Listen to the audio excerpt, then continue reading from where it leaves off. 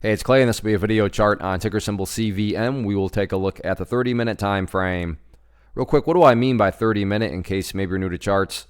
Instead of each one of these candlesticks here representing 1 day's worth of price action, which is what you would normally see, each one represents 30 minutes. So this here may look like several days worth of time. It's actually today's price action broken down into 30-minute time slices. I like to this time frame and does a good job of telling the quote-unquote story of the price, and then makes mapping out where levels of support and resistance a bit easier to see.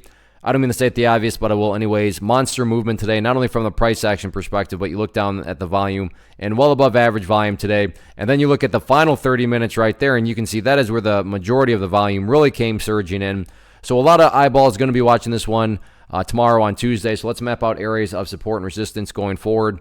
First level of support is what I would call the ideal level. And we say, hey, Clay, what would make this chart look the absolute strongest going forward? And that would be if the price could stay up here above $8.65. Now, don't get me wrong.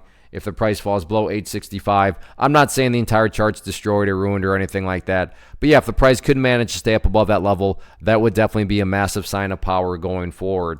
Taking a step back and looking at all this from the bigger picture point of view, that is where the purple line there comes into play, the 50-period simple moving average. Keyword being moving. As time goes by, that line is going to move itself higher and higher. So a very basic yet highly effective way to judge the health of the move, that right there being defined as the move. Just watch that purple line. As long as the price stays above that line, as the line itself moves higher and higher, then the bulls are in full health, the bulls are in full control. However you can best visualize that, that is what is being represented.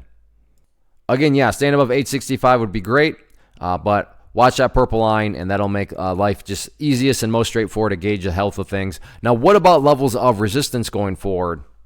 First key level, nothing fancy other than where the party finally stopped during that explosive final 30 minutes, and that's right up there at $9.40. So I'm just going to keep, map out just that one level of resistance, because really resistance levels don't matter. What do I mean by that? Well, it matters is what the price has already been doing, and that is this right here. Just building higher bases, or if you want to picture those as stair steps. So as long as the stair steps continue to be built in the upwards direction, then just sit back and let the overall trend continue to do its thing. So focus on healthy consolidations and focus on chipping away at those higher lows. Like I said, sit back and let the trend do what it's already been doing. One of the biggest questions that I get is, hey Clay, how do you find the stocks that you trade? So what I've done is put together a free resource guide where I talk about the tools that I use to locate stocks that I find interesting and think may have potential. So if that sounds like something that could add value to you as a trader, then click on the image that is up on the screen right now and I will email you the guide. The guide itself is very short and to the point, and best part, it's completely free. Thanks for watching the video. Let me know if you have any questions.